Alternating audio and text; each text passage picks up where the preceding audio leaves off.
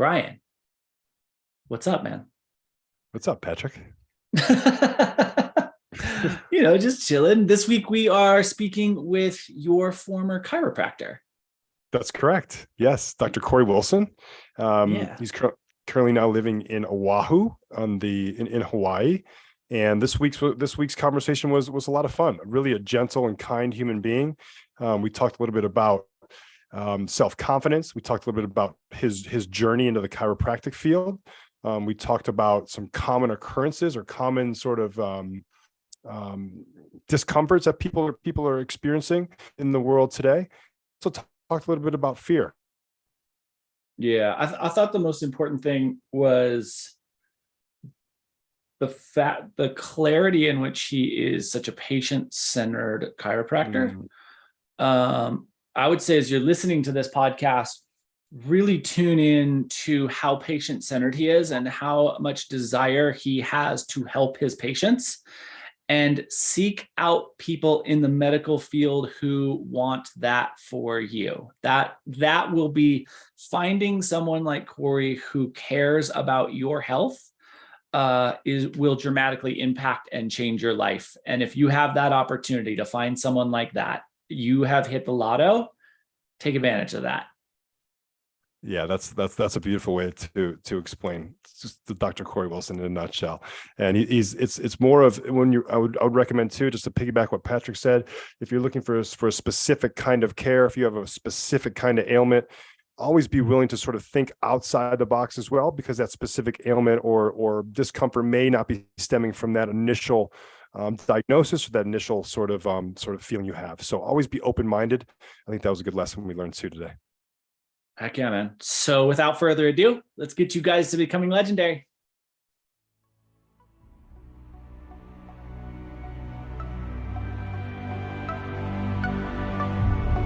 There are no gold medals for down dog. Maximize every opportunity so that you can become legendary. What adjustments can you make right now to make yourself 1% Your better? only goal is to be the best version of you.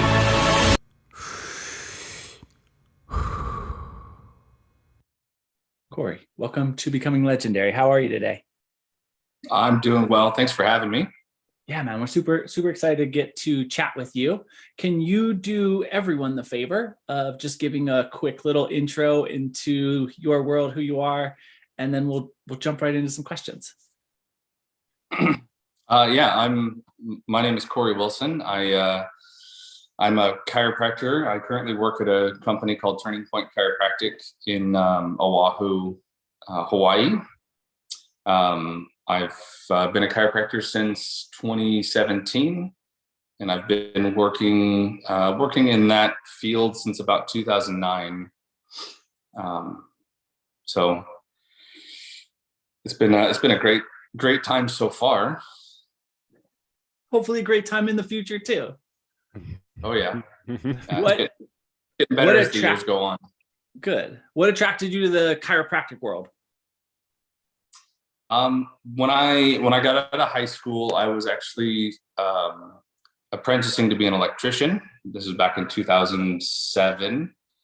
And then I was studying under a guy in a company in Mesa, Arizona for a little while. And then the whole downturn of the economy happened, and they laid a bunch of us off. And at the time I was hurting pretty bad. We were doing a couple of different jobs for Arizona State University out there, and building a couple different, renovations to their campuses. And I'd hurt myself building one of their new practice fields. And I'd been out of commission for a couple of weeks. And my wife used to nanny for a chiropractor when she was a teenager, and sent me over, basically told me I had to go see this chiropractor, because at this point they didn't quite know what was going on. And I saw him for about, I think it was like 2 weeks or something like that. And I was able to get back on my feet. And I was at the time, the only work I could really find was mainly in retail. And he offered me a job as one of his assistants, and that was in the summer of 2009. And I studied under him for about 4 years before I went to chiropractic college. and that's how I got my foot in the door for this profession. Yeah. Awesome. What is So- the style of? Sorry, Brian. I'll you're good. succeed to you. Yeah, take it away. No. You go first. Go first. Okay, Brian. what is the style of chiropractic care that you've come from? I know there are some very traditional approaches, and then there are some newer approaches as well. Mm. Yeah, I've worked with a bunch of different docs, both before I went to school and then through school and then afterwards. And I worked with a couple of more like your old school kind of guys. And then the clinic that I used to work at in Arizona was more of an integrative clinic where they did like physical therapy and pain management and worked with different providers and that kind of stuff. I'm one of those people that I don't know. I like to kind of center the care that needs to be delivered is kind of whatever the patient needs. So it's more of a patient-centered type of thing. So I know I'm good at I'm mainly good at some of the kind of old school chiropractic stuff. So I worked to studying. There's a technique they call diversified, which is basically it's kind of the most popular and widest variety technique that they teach us in school. And then there's a couple other techniques that I studied in through there. A few of like lower force techniques, things that one of them they call a drop table, where they use a few different types of tables to adjust people. Did some studying with other fancy equipment like flexion distraction tables, or like that's more like spinal traction or spinal decompression type of thing. And then there's a couple of docs I worked for that were kind of the older school. They practiced a method called Gonstead, which is he's an old chiropractor from Wisconsin from 70 years ago, who came up with his own kind of technique. And so I'm one of those people that kind of combine whatever I've learned and whatever I've picked up to whatever the patient needs. And if the patient needs something that I'm not any good at, then I send them over to another chiropractor that can better help them. Yeah. Rad. That's rad. I think Cory, you're doing yourself a little bit of an injustice here. The only reason I'm not gonna throw you under the bus here completely, but I'm just gonna give a little backstory for the audience. So I worked with Cory specifically for a couple of years now until he took his bags and moved to Hawaii, which I don't blame him for. But what I'm trying to say is I went in with like extreme inflammation and pain in my hands, and also my shoulders and the rest of my other joints. Anyways, he led me down the path to finding out really the source of some of my struggles at the time, and that was being clinically diagnosed with rheumatoid arthritis, as I've expressed many times before in the past on this podcast. But really what I'm trying to get to, Cory, is that you work with your hands so well. You're able to diagnose things that aren't necessarily on paper or the patient has put into paper. I remember the first times you placed your hands on my shoulders, and there was like this pain that you were behind me, and you put your hands on my shoulders, and then behind me the pain went down my body, in my back, and it was just, but also at the same time it was like a super comforting feeling. So this is a long way of getting to this question, but you work with your hands so well.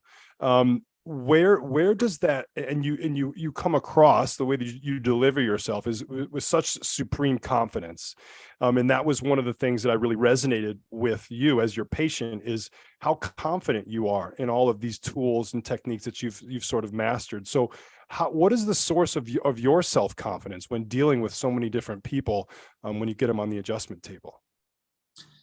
I've quite a few different resources that I'll use, but I guess most of my confidence and most of my abilities come from like trial and error and learning and making mistakes and that kind of stuff. When I was in chiropractic school, they had a certain amount of like clinical hours you had to do, and so many patient encounters, so many adjustments, so many exams, that kind of stuff.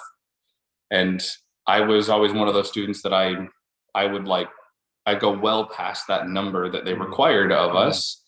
And I would visit multiple different like offices outside of school. And I was just one of those people that like, I know what this doctor's good at. I know what they can teach me, but I've never met this doctor over here that's been in practice for 40 years. And they obviously have to be doing something right, because they wouldn't still be around if they weren't. So I was, most of it comes from just trying to find as many different avenues to learn from as possible when I was in school. And then realizing one of my favorite professors in school basically told me like, hey, you got to know what you're good at, and you got to know what you're not good at, right? And there's those chiropractors that will, or I guess doctors in general, that will hold on to patients that they're, maybe they're confident that they can help them, or maybe they're kind of second guessing that, or maybe they have no idea if they're in the right place or not, or if they're the right practitioner to help them with. But the sooner you can figure out, where the patient belongs, like if you can help them with, 10 or 15% of their issue, and, the real solution to what they have going on lies somewhere else, then you got to get that patient somewhere else to get help. And I think that's the kind of the realm you landed into, which was, you definitely benefited from the help that I could give you, but it wasn't, it was a little bit of a combination of different things, and more of a journey type of thing to figure out where those underlying causes were coming from. Yeah. That makes sense. That makes a lot of sense. So what are you bad at? Oh gosh.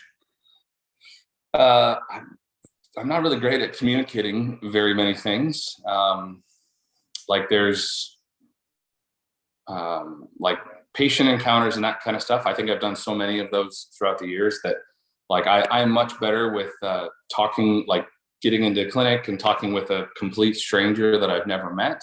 If you take me into like a social environment and put me in like a party or something like that with people I might have met a couple of times but don't know very well, yeah, I'm real terrible at communicating and socializing in that type of environment.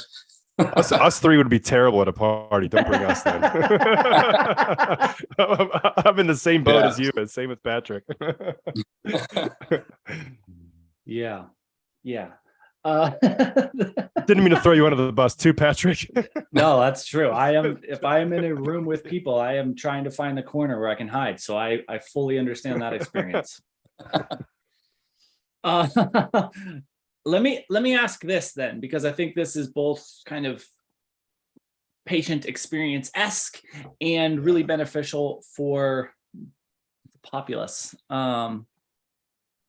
Is there anything that you think that could be a simple addition or a simple help to people's experience to kind of combat the thoracic flexion bias that we seem to have as a human creature in 2022? Is there anything that you like constantly cue or coach, offer to patients to work on that flexion bias? Yeah, so I think the biggest culprit is basically just using technology in general. So cell phones, computers, that kind of stuff. I encourage people that if they're gonna like sit down and watch something, to like watch it on their TV, because that's typically in a better ergonomic position than lying on the couch and watching something on their phone. But I also encourage people to like use these devices to our advantage. I know that like a lot of these devices will like they'll give us a little message that tells us to like stand up and stretch or breathe or whatever, and a lot of people turn that stuff off like right away because they don't want their technology telling them what to do. But I encourage people to like set up some kind of reminder every hour, like to like every 60 to 90 minutes or so, because if we're stationary for much longer than that, it's just not going to be good. The other thing with our kind of stationary and everything being in such a poor ergonomic position is like, if you think back to our parents and grandparents and like previous generations, they had a lot of hard work to do, and there was a huge flexion bias in there, but they kind of kept moving, and there was very little in the way of comfort back in those days. So they didn't have the the $3,000 office chair that they could sit in 8 hours a day and be comfortable. And I tell people to don't buy the $3,000 office chair, just sit on a regular wooden stool. And when your behind starts to hurt, get up. Yeah. Right. So I encourage people to move as often as possible, and try to discourage certain modern conveniences like comfortable chairs, and basically try to get people to move a little bit more like that. That makes a lot of sense. I like that a lot. Yeah. I like that a lot. I will say, as someone who doesn't have a single comfortable chair in the house, when you have guests over, they're not super thrilled. But but I do like that. The other thing I was thinking about when you started was the positioning TVs, right? Like there are a lot of entertainment systems. If you're going to have a TV in your house, there's a lot of entertainment systems that have the TV sitting like 24 inches off the ground. And that's going to put the cervical spine in a constant state of flexion if you're watching. So that's a pretty interesting thing for people to keep in mind too, is just where you align the TV. TVs are light enough these days, at least I assume they are, that you could pretty easily position it on a wall wherever you want to. So eye height sounds like a good spot. Yeah. When your guests come over, just throw some cushions on the ground and you can test how flexible they are. You can sit on those. That is all we have. We just have meditation cushions. That is the seating option for here. So true. I didn't know it was by design though, man. Now I'm learning something new from you. Yeah, I mean, if you think too, like a lot of cultures, even in 2022, don't have the same kind of mobility issues that we do here in the modern Western society, because they don't have the same kind of comfort and conveniences that we do. Yeah. They don't have super cushy, comfortable couches. Like they'll sit on dirt floors or on meditation cushions or, whatever they can kind of come up with. And they keep a lot more mobility through their like later years in life because of stuff like that. Yeah. The remarkable, just like a bottom squat position, right, is a natural default position for humans. Most people don't have the capacity to get into the bottom of a squat anymore. So not only have we taken like a position that is generally thought of as restorative and also really resetting and beneficial for lumbar neutrality, but we've taken that to a point where we can't even get into the shape that would offer a place to be restorative, which is pretty interesting as a organism. 100%. I mean, it's so if you travel the world, right, and if you're in third world countries, you'll oftentimes see people resting in a bottom squat position. And Brian and I both teach yoga, and Cory, I'm sure you can experience this in a lot of places. I would say, no more than 30% of the population can get into a bottom squat for 10 minutes. Probably way less for 10 minutes. Way less. Maybe 5% of the population for 10 minutes. Yeah, I was going to say, in my patient base out here, it's probably a little bit higher, but back on the mainland in Arizona, it was probably single digits of people who could actually get like all the way down. Wow. What do you attribute the shift in population base from Hawaii to Arizona? Hawaii, well, they have a little bit of a different, I guess, philosophy out through here. Things run a little bit slower. They still have, like, you still have your Western conveniences and stuff like that out here that are, no good for anybody, but most, like, more people ride bikes, more people are walking places. Like, I think probably half of my patient population like goes out and surfs on a weekly basis type of thing. Like they're just more, like they're more active and they're more kind of connected with their environment around them. Yeah. Type of thing. They're less involved in like the Western rat race than like when I lived in LA or when I lived in Phoenix. People were like, they're just like, hey, get me out of this pain so I can get back to working 90 hours a week. And it's just like, all right, well, you're going to be back in pain like very, very shortly. Very shortly. After that, What are Yeah, see you in 3 weeks. What what are some of the other, besides the flexion of the upper thoracic? What are some of the other commonalities that you see in terms of we're talking about limited sorts of movements or being, I hate to say it, being in that frozen type of look. What other sort of trends do you see that maybe have shifted since you began your chiropractic, or that just sort of stand out to you?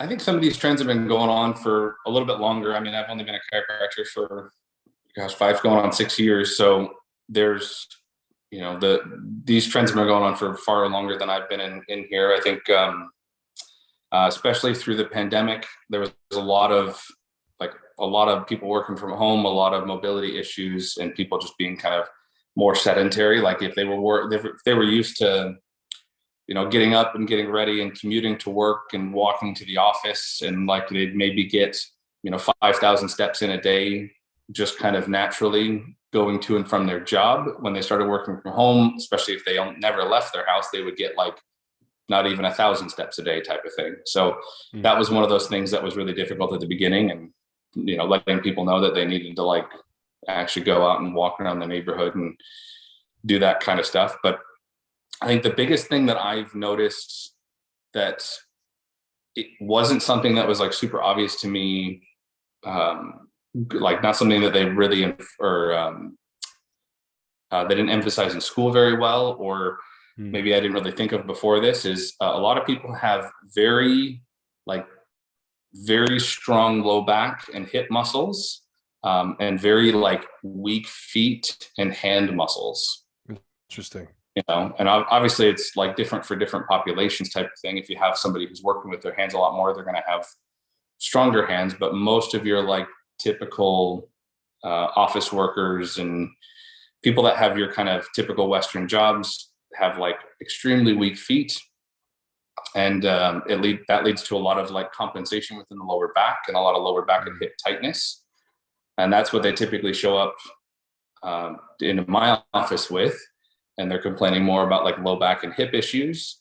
And when we test things like their foot strength and like balance and stability and things like that, they have like, it's either they lost it or they never developed it when they were growing up. And then same thing for like neck and shoulder issues. A lot of people that they just didn't really develop very, very strong hand muscles, or all they do is type on a computer all day. So they only use one set of, or, a few specific muscles, instead of being more well-rounded, basically. Yeah. So that's something I didn't really think I had to, on a daily basis, I'm coaching somebody on hand and foot exercises, and I didn't really think I'd have to be doing that as a chiropractor as much. That's interesting. You've got a strong shoe game, and we always like to talk about shoes, and the reason why I'm bringing this up is because of the Vivo barefoots, which you oftentimes wear, right? So and then Patrick and I, we like the Zero brand. We're just throwing some brands out there for you to consider. there are no sponsorships involved with this last few sentences, though. But in all seriousness, would that be something you would guide someone towards? I mean, if they're having foot mobility issues, would be to find sort of a more all-encompassing platform for their foot to rest in? Because I know for me personally, switching to those flat-footed shoes, those 5-finger shoes, whatever you want to call them, have changed my interaction with not only the earth, but how I move around in my day-to-day life. It's made it a lot easier. That's for sure. Yeah. And it's like, I have put quite a few patients onto that path, and I don't typically I don't know. I've never been sponsored by any of those brands either, but and like, I do love Vivo barefoot shoes. I've had probably about half a dozen pairs at this point. And I hate how much I like them, because they are one of the more expensive brands. And I don't like, I don't think shoes should be that much money, but I totally get like, they're based out of the UK, and they do a lot of like responsible, eco-friendly choices and that kind of stuff. So I get that their products are expensive and they're really good quality products, but I hate how much I like them. But a lot of patients, I would encourage them to find a shoe that fits their foot shape. So a lot of the times I would be like in the office, it would be pretty easy. I'd just grab like a blank sheet of printer paper. I'd have them stand on it, and then I would just take a magic marker and outline their foot as they were weight bearing on there. And I'd hand that to them, and I would say, go find a shoe that matches this shape. That's a great way. Yeah. Because a lot of them are wearing like Nikes or Vans or Converse or Adidas or like those pretty popular brands that they'll have a specific look to them, and they all have their own shape to it. And very few people fit that shape. Yeah. You know, and they run into a lot of foot issues or a lot of ankle and knee issues because of that. And I was one of those kids growing up in the 90s that, like, I think skateboard shoes were like all I wore, and they were absolutely god awful for my feet. And I had Osgood Slaughter knee issues throughout school and even as a young adult and that kind of stuff. And it wasn't until I started running, and when I was in when I was in grad school, I started running because it was the only form of exercise that I could afford, both time wise and financial wise. And it wasn't really until then that I like started experimenting with different types of shoes. I tried like the Vibram 5-fingered, goofy toe shoes, and I ran a couple of half marathons in those things, and those were great. They're not, they're not as socially acceptable as some other shoes, so I don't wear them much anymore. But yeah, that's the biggest thing. One good, I guess.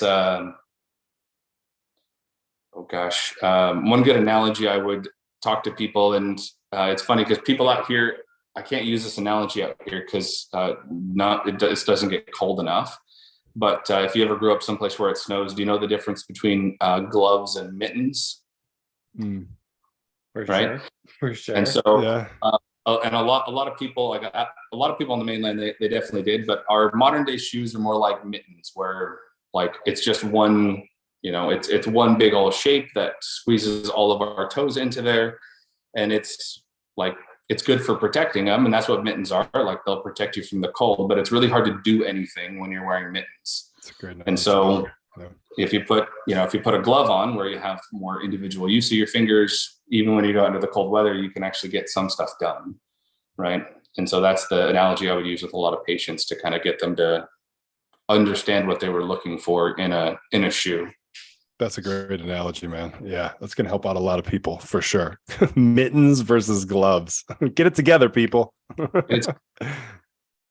Yeah, that's cool. Cory, I got a cheap shoe option for you. And I will say this is I am an angel investor in Zero Shoes. So like, I am begging them to make these things, which is a Witten sock shoe. So it is a sock with a rubberized sole. And I think they're about $40. And I agree with I get my Zeros for a remarkably good price. And I will still buy these because, one, it is the simplicity of full foot mobility. There is no shape or form to them. They are legitimately socks where they have sealed the rubber sole on the bottom. And I wear them it hasn't been over 30 here in, I don't know, a long time. And and I wear them every single day. It is, and I'm on my feet the entirety of the day. So it is, it's a shoe that I have fallen in love with, and I hope more people start to make. And the cheap. Yeah, that brand is something I was turned on to that brand by a guy I used to work with back in Arizona who, same thing, where like the barefoot shoes I was wearing were too steep for him. So he's got a couple of their pairs, that brand. I do have some Zero Shoe sandals, which I wear the sandals on days I don't work, and I have one pair of Vivo barefoot shoes that I'll wear when I do go into the office and treat patients, and that's pretty much it. I just go between those two. There's no reason for me to have any other shoes. Yeah, Yes. Heck yes. I have one pair of these Jordan ones that I consider my like going out shoe, and I put those on for a dinner with wifey and I a couple weeks ago, and I was like, I haven't put them on in months, and these are the most uncomfortable things I've ever. experience. They were so tight. When I took my foot off, or shoe off, I didn't take my foot off. I took the shoe off at the end of the dinner. When we got home, it was like my foot was literally swollen, and I was like, this is like no wonder people are struggling so much with walking around. It's like, and you get to like sort of the age of a senior citizen where my dad and my parents are at. They're like, it's gosh, he depends so much on the tightness of his shoe. It's almost as if he's like wobbling back and forth, and he's not being supported. Dad, I love you, man, but this is like he's like just like it's like a waddle, like a penguin, almost. And and it scares me half to death, because as you know, as you get older, one of the hardest things to do is get back up off the ground. So it's like. But that's neither here nor there. I just had a train of thought around that. Speaking of, yeah, you're absolutely right. Like foot strength is something that gets robbed when we wear either shoes that are too tight or shoes that are like too supported. Like if they take too many abilities away from us. Yes. Right. We don't develop those muscles, and we don't ever really get to use those. So it's really interesting. The retailer job I had in my undergrad was at a shoe store, and it's really to see the people that came in there, especially the older people. Like they want the solid, most supportive shoe that you can give them, and it's because that their structure is just kind of starting to wither away to a point where they need that support. They need to use it as a crutch in order to stay mobile. Yeah, and so if you have foot mobility, and you're doesn't really matter what age you are, if you have some foot mobility and you don't need to use shoes as a crutch, don't start now. That's great advice. Cory, Hope you got a pen and paper out, people. Yeah. Do you have advice? Because I use the analogy for people when they're told to put an orthopedic in their shoe, right? Which is, all right, so we have some arch dysfunction, creating some plantar dysfunction. And they'll go see somebody who specializes in orthopedics, and they'll get a form of their shoe, and then they will get an arch support built in. And I always use the analogy of like, cool, that's a great way to alleviate like acute discomfort. But if you wanted to build strong legs, would you do that by sitting on the couch all day? Right. And it's the same thing. If you're going to put yourself into a propped shape, you're not going to develop that musculature there. So my advice was always, do as much as you can throughout the day without the arches. And then when you need them, put them in. Do you have some advice for people who want to transition from the heel drop shoes that they're in, or the orthopedics that they're in, towards a no drop, zero drop foot experience? So if it depends on the patient, of course, but if it's somebody who's say got, they're an older age, especially if they had like some pretty gnarly like foot injuries, it really just depends. Because some of those people, I say, listen to the podiatrist, put the inserts in. We'll still do like stretches and exercises and try to improve your mobility. But if their injury has been so far progressed, or they have like, moderate to severe arthritis in their feet, that kind of stuff, that's something that we don't want to make that worse by just trying to push them, right?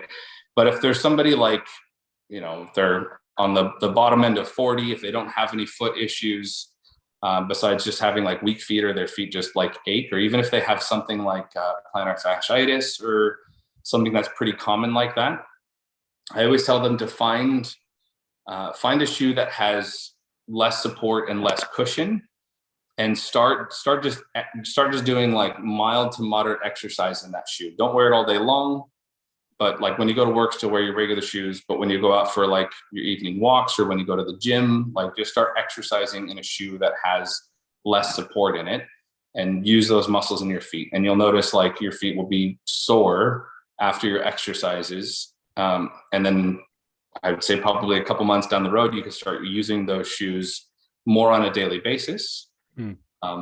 And you can eventually like integrate them and get rid of the supportive ones altogether.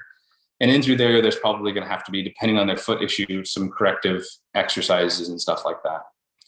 I will say this, like in being in the health field for the last decade or so, there's not very many doctors or very many disciplines that I don't get along with. Like everybody has something to offer, but podiatrists, I don't think I've ever come across a podiatrist that I've ever agreed with. and I don't know what it is. I think there's the modern philosophy of the podiatry is just, I don't know. It's good for, like I said, the older patients that have some pretty complicated foot issues.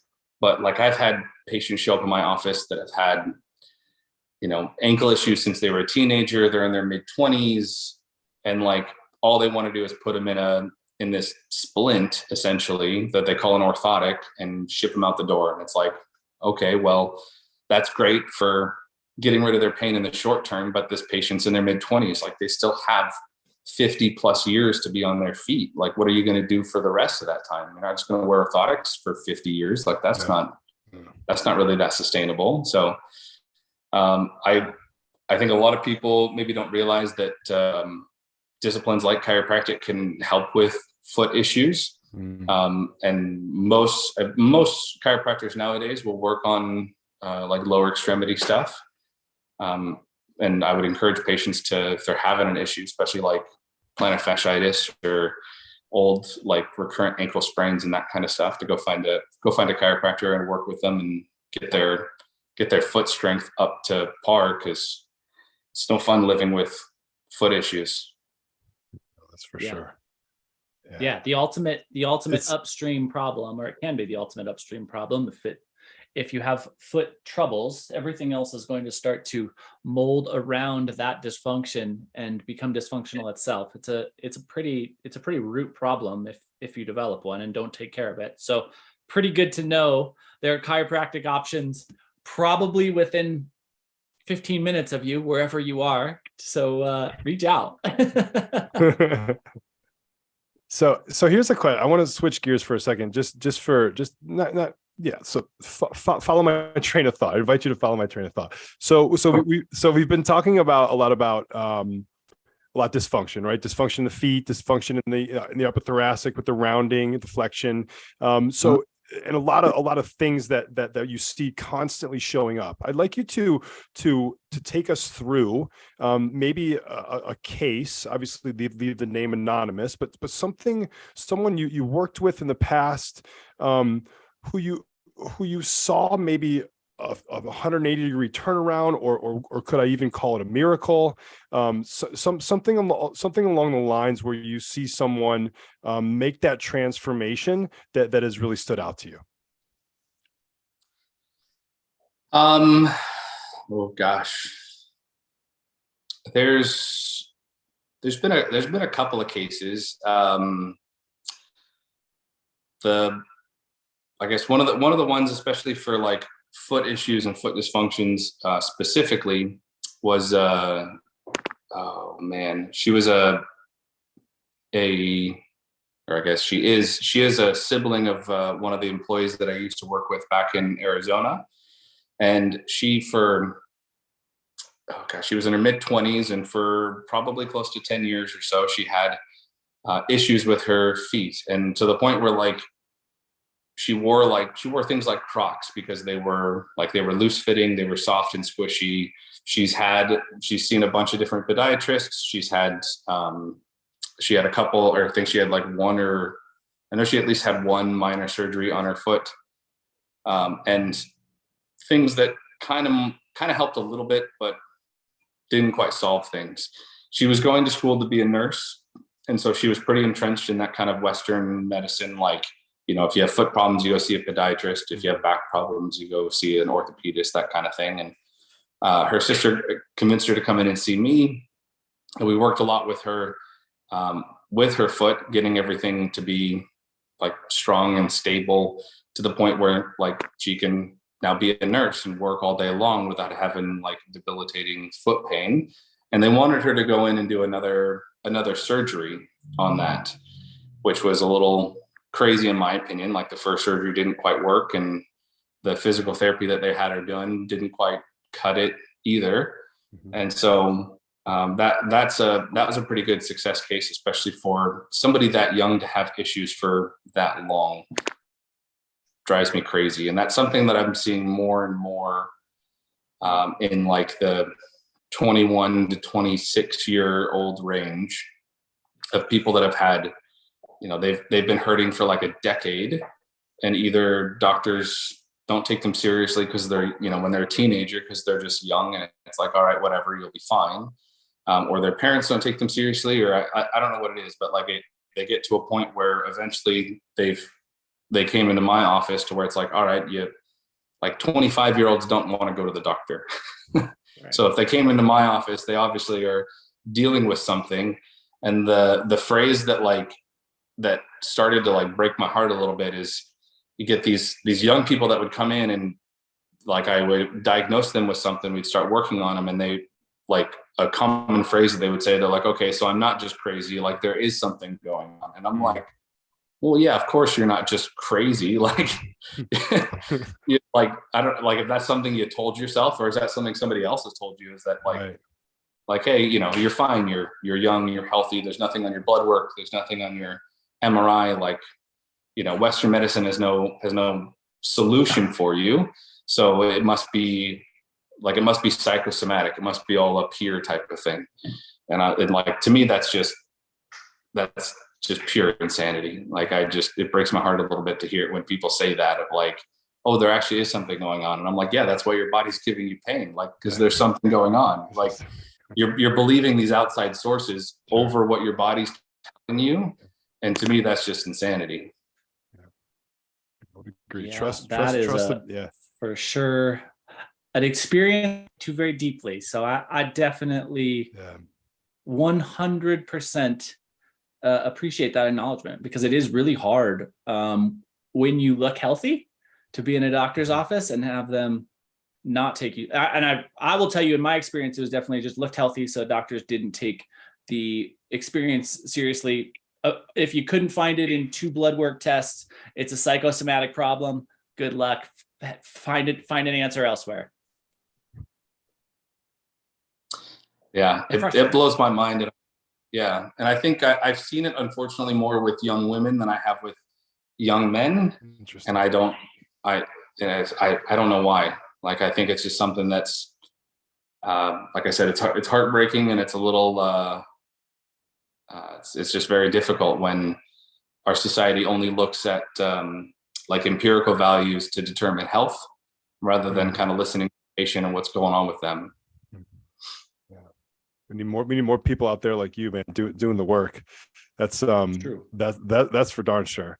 Because it was again, my experience working with you was not just the physical structure of the body that you were working with too. You were working with my mental game and my emotional game. It was all sort of wrapped into the visits there, which I thoroughly appreciated, man. And it's nice to hear that those messages are still getting across to at least some people, for sure. For sure. I do my best. People are a lot more complex than just just having pain, right? And stress is the different types of stress that we can go under are pretty can be pretty all encompassing. They can be pretty traumatic. So it's healing is a big process. Yes, it is, for sure. Brian, I know I hate to wrap this short, but I know you're a little short on time today. So any final thoughts on your end? Yeah, I got one more question. I'm always the last question out, I guess, as we do these. But so fear, right? That's been coming up on a lot of our recent casts, and I think fear is a general word that people either sort of lean into or stray away from, right? So so fear for you, Cory, personally, has it harmed you more than helped you, or has fear helped more than harmed you? And then maybe an example of how fear shows up in your life. Yeah.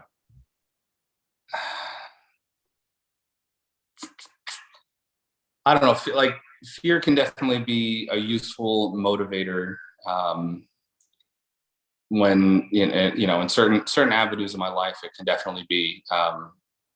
But I think overall, if fear is coming from more of a place of like self-doubt, is definitely more harmful than helpful.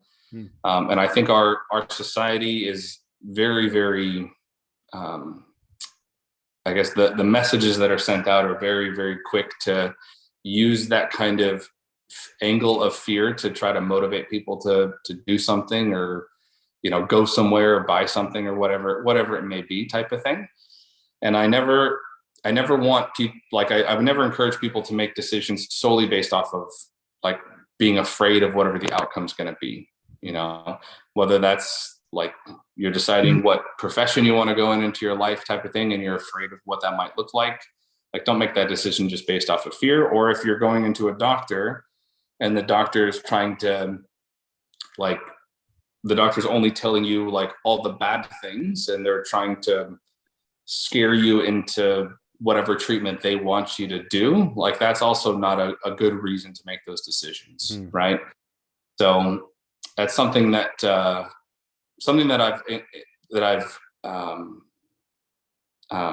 I've encountered multiple times. Also in like the chiropractic profession, I've worked with doctors and observed doctors who like use that fear angle on their patients, unfortunately. And I don't know, it doesn't sit well with me. Like, of course their problem's serious, and of course, like, you don't want to like portray it to them in such a lighthearted way that they don't take it seriously. But at the same time, like, you know, we don't need to scare people about their health. It needs to be more of an angle of, I guess, hope and exploration than anything, because that's where people truly heal at. But yeah, I think, I don't know, in the last 3 years of my life, fear has definitely been more hurtful than helpful. And prior to that, like when I was in school, fear was definitely more helpful. Like, you know, the fear of failing a class, or the fear of like not making it through the grad school program or whatever it is, it was a big motivator that definitely helped kind of push me through. But once I got out into the real world, and once I was dealing with patients' problems and raising a family and all that other stuff, fear is definitely not something I want to be motivated by.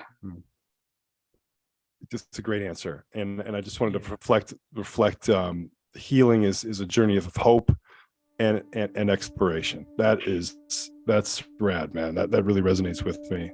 Appreciate those words.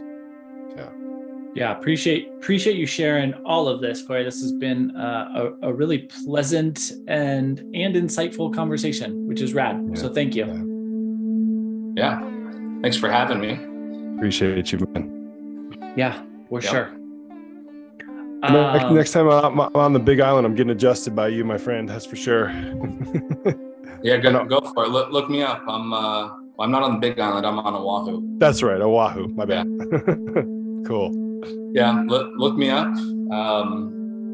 At least now I think the website's still up. My wife started a social media page, I guess, called The Bearded Chiropractor. That was back when I was on the mainland, and I had a big, bushy, crazy beard. I couldn't keep that out there because the humidity's too high. It just I went crazy. I bet. But the beardedchiropractor.com is still up there, and it has the information on where I'm currently practicing in Oahu. Yeah. So, heck yeah. Rad. Come on, we'll go to the beach. Yes, for sure we will. Yes. Heck yeah. Yeah. Thanks, Cory. Thank you so much. You're welcome. Thank you for having me. Of course. We'll let you know when the episode drops. Maybe the Bearded Chiropractor can blast down on your socials for us too. That'd be rad. Yeah, sure. I'm sure my wife would love to do that. She always wants me to do things like this. And, yes. I'm terrible with the social networking thing. It's all good. You're great at what you do, man. We need more people like you. Appreciate you, Cory, so much, brother. Thanks. Thanks, Brian. Thank you.